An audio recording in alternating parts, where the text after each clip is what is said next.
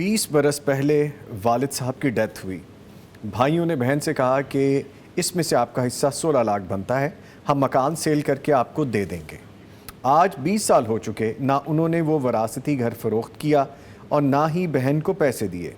आज अगर मकान फ़रोख्त होता है तो उसकी वैल्यू काफ़ी बढ़ चुकी है।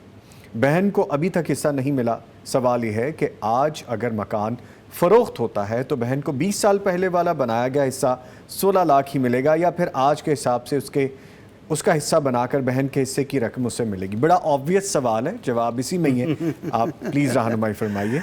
लेकिन इसमें जो छुपा हुआ है ना सेंस, वो है लालच। लालच है जी। वो नहीं छोड़ते भाई।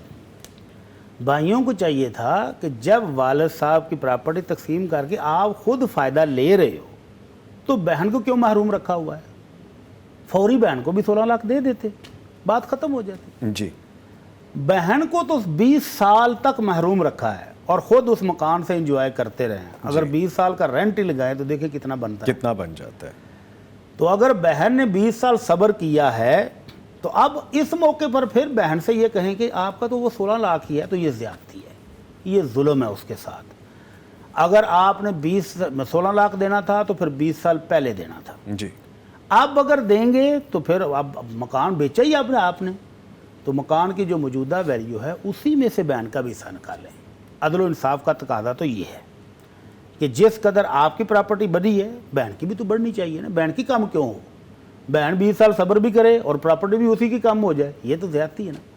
तो इसलिए अदल इंसाफ का तकादा ये है कि अगर भाइयों ने वो मकान अब बेचा है, अब आपस में तकसीम कर रहे हैं, तो बहन का भी हिस्सा अब भी निकालें अभी के रेट के मुताबिक, या फिर 20 साल पहले उनको दे दें, या फिर 20 साल पहले के जो 16 लाख की कीमत है ना, जो वैल्यू थी, वैल्यू ऑफ द मनी जो है, जो बनती है, उस वक्त 16 लाख में जितने मरले का प्लाट आता था वो अब उनको ले दें।